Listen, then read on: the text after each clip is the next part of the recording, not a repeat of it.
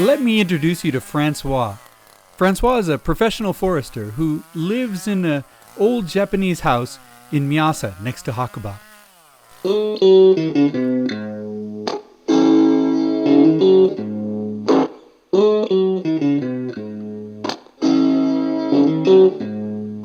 control the direction.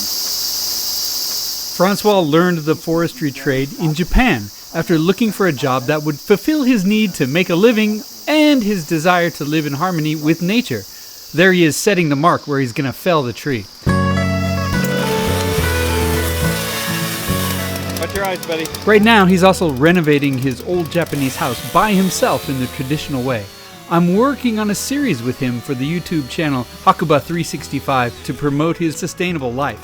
That's the mark he just set for himself. Not bad, François. Our land has quite a few trees, which comes as no surprise since it was once a forest and nothing's been built on this land before.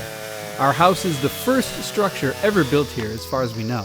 So we have several red pines, Japanese akamatsu, oak trees, maple trees, and even a couple of sakura trees. There are a total of about 30 trees on the land, and we knew we wanted to preserve as many of these trees as possible. Unfortunately, we can't save them all. But we were lucky. There is something of a clearing in the middle of the land where few trees grew.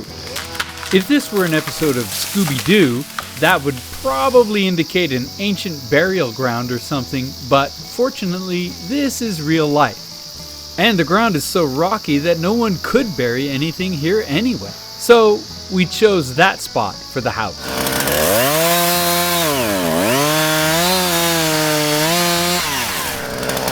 Unfortunately, even with this precise placement, 3 Akamatsu red pine trees were still in the way. One of them was nearly dead, and another one was very tall and quite dangerous, actually. We would have to remove them, and one more that stood in what would be the center of the house. Now, I know you're thinking, what would be so wrong with having a tree in the center of the house? I agree, but our builder didn't. And it seems that it's not up to code to have a tree growing through your house. That's me in the striped shirt lifting with my back instead of my legs and making a bad example for my son.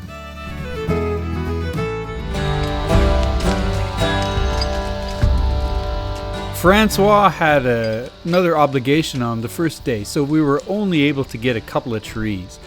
And it was starting to get hot anyway, so we really wanted to finish for that day. The next morning, he showed up to take on the toughest tree, the tallest tree. And to make things even more complicated, it was raining that morning. So François started up the tree in the rain. He actually had to climb to the top of the tree in order to start cutting from the top. It would be the only way to control the felling of the tree. He needed to cut from a high point and pull the top down in a certain direction so that it would fall into the land. Then, as you can see, he chopped it piece by piece, going down the tree as he descended. The family watched from a good distance away just to be safe. But there was no need because François really knew exactly how to control the direction of the tree. When he finally got it low enough, he handed me the rope and I went back and pulled on the tree stump as he cut it down. It fell right onto the land exactly as François expected, and it didn't damage anything on the way. Well, there I am again, carrying my stumps to the backyard. I already made a sort of garden space, and now I'm using the rest of the stumps to make a makeshift fence for the backyard. We'll see how long that lasts. The next step is getting out the heavy equipment and clearing out the land. We've got to flatten the land and clear out the brambles and bushes so we have a place to build.